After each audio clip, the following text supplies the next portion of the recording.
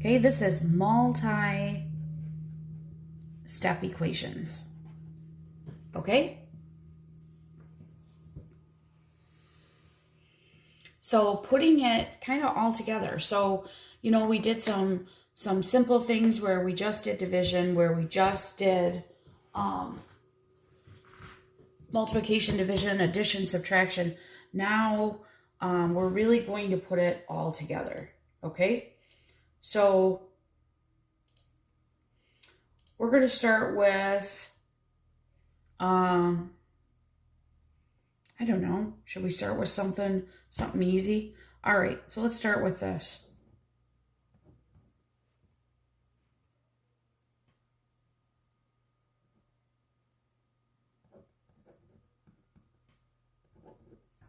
Okay? Okay, one of the things that I want to talk to you about is doing the onion method, okay? And I will say this over and over again, and if you do the onion method, you're never going to get these wrong, okay? So the first thing is our goal is to solve for x, right? So maybe we should put that on the top, solve for your variable. I'm going to put variable because sometimes, eventually, we're going to be solving for different variables, and that's okay. So I'm going to solve for x here, okay? So what I'm going to do is I'm going to circle my x, okay? So that's what I need to get all by itself. And then I'm going to branch out, and I'm going to end up circling everything that's on this side with the x.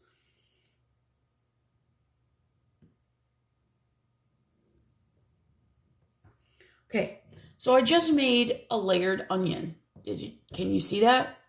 So here's what you do when you peel an onion. You start on the outside and you go in. So in order to get that x all by itself and isolate it, I need to start on the outside and work in. So the first thing I need to do is get rid of that 12. Well, it's a negative 12. So what did we do in the last section? We need to do what? You're right. We need to add the opposite. So I'm going to add 12.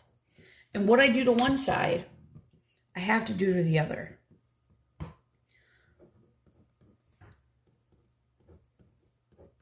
Okay? Now, if you want to re-onion it, you can. I know I left a big gap just because I wanted you to see how it's lined up. All right, how is 2 and x held together? Right, multiplication. What's the opposite of multiplication? Division. Divide by 2 on each side. X equals 7. Now, can you go back and check your work? Absolutely. Plug that 7 back in here. Chug it through on your calculator. 7 times 2 is 14, and 14 minus 12 is 2. Okay, let's be honest. I gotta be completely honest with you. If checking my work takes longer than 10 seconds, I'm probably not going to do it. Okay, so it's really important that I'm very honest with you, because it doesn't make much sense for me. Okay, all right, so let's have you try.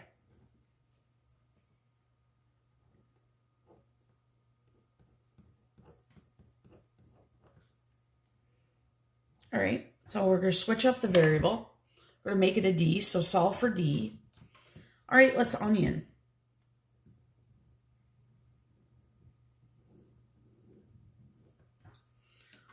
Okay, so the first thing I need to do is get rid of that 4 because I'm working my way on the outside. Well, it's a positive 4, so what do I have to do? You're right, negative 4. What I do to one side, I do to the other. I always stop and I simplify.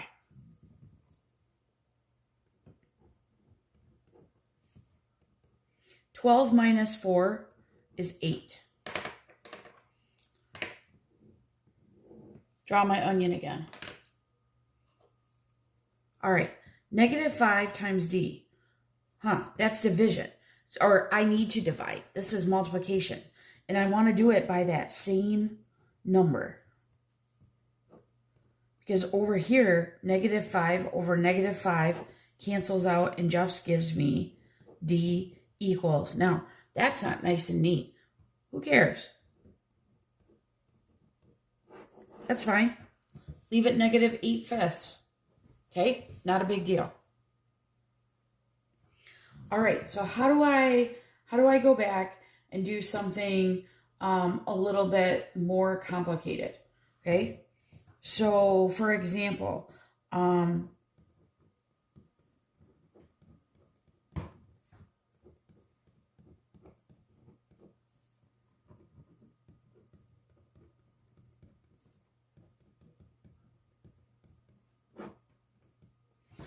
okay, maybe I need to collect like terms first. Okay, in fact, yikes. I want to solve for x, but x is in two places. So let's see if I can. So this is a like term, right? And this is a like term. And they're on the same side, so I don't need to add the opposite. I just need to collect them. Okay? So that's negative 12. What's 9 minus 6? Well, that's 3x plus 15. Okay, now I can do this. Now, let's onion.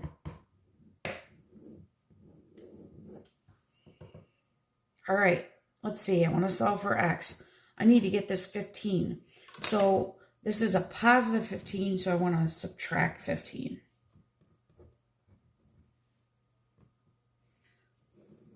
Draw a line.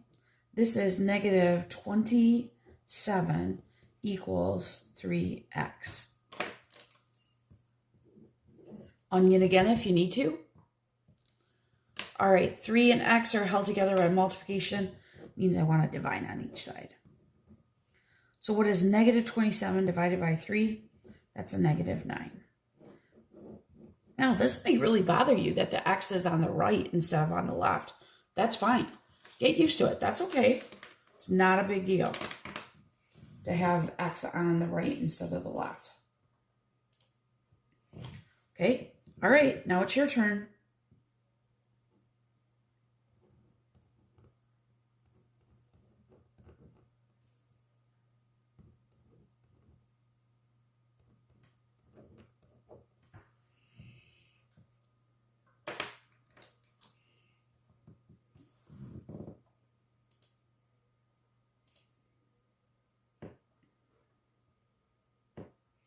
Okay, one of the first things you need to do is collect like terms.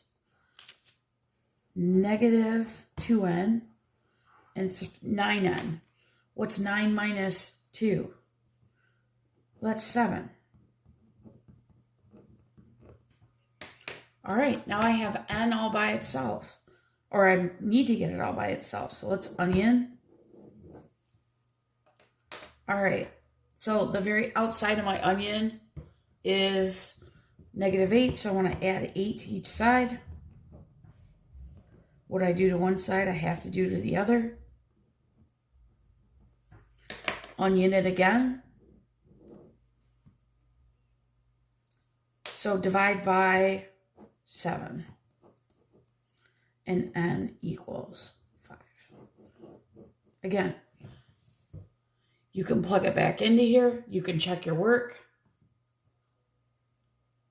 All right, last piece, another way to simplify.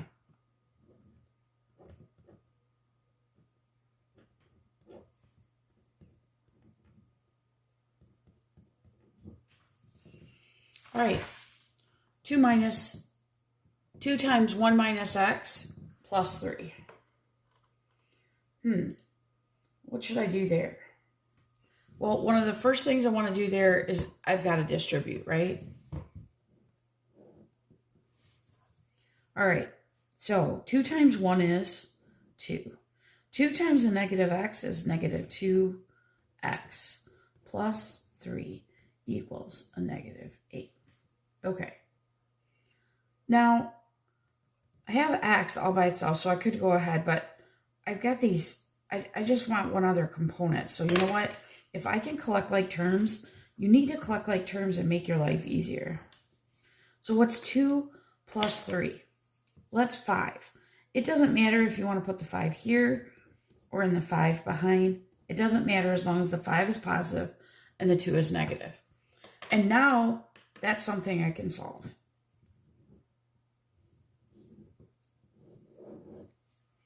All right, don't let this be tricky. What's this 5? Is it positive or negative? It's positive. So I want to subtract 5. So a negative 8 and a negative 5 makes a negative 13. Onion it. Divide by negative 2. And x is 13 halves, which is fine to leave. I don't have a problem with that. Okay, your turn.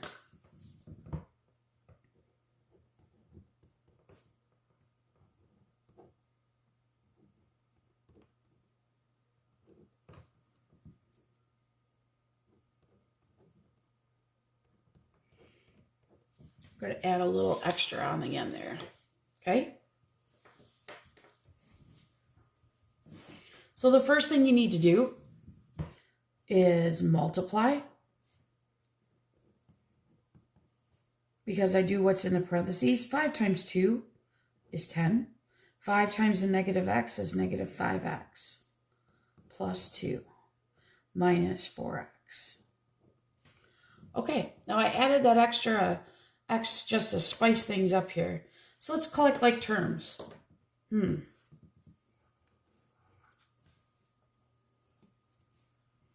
All right, what's negative 5x and a negative 4x? Well, that's negative 9x. Oh, wow. But I have 10 plus 2. Well, 10 plus 2 is 12. Okay, now I'm back to just solving. So let's circle. All right, how do I get rid of that 12? I have to subtract 12. That makes a negative 30 equals negative 9x. Onion it again if you need to. And now divide by negative 9. And negative 9 does not go into 30. I could reduce it to, what is it? 3 goes into 30. 10 times 10 thirds. Okay. Now I'm going to put a little box to the side. Okay. And I am going to have you flip over, which I don't normally do because of story problems. But what I want you to do is I want you to listen to this story problem, okay? A team pays $50 to reserve a banquet table, okay?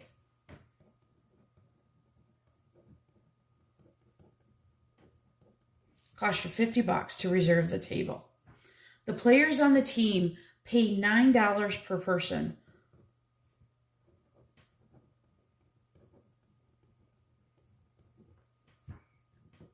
The team spends a total of $104. How many players sit at the table?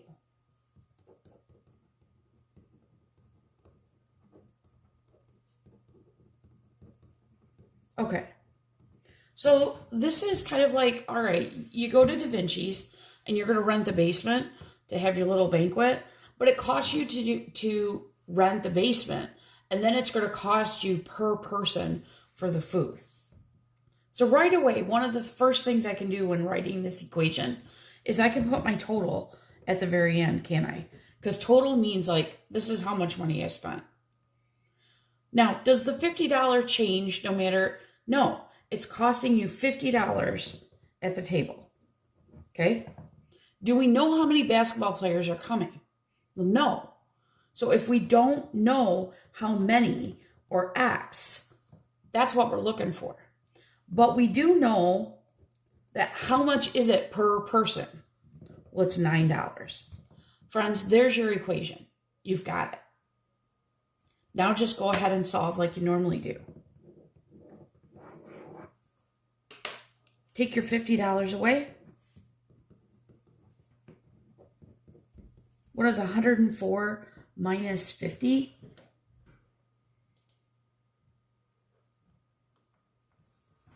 Well, let's see. 454? No. Yes. Okay.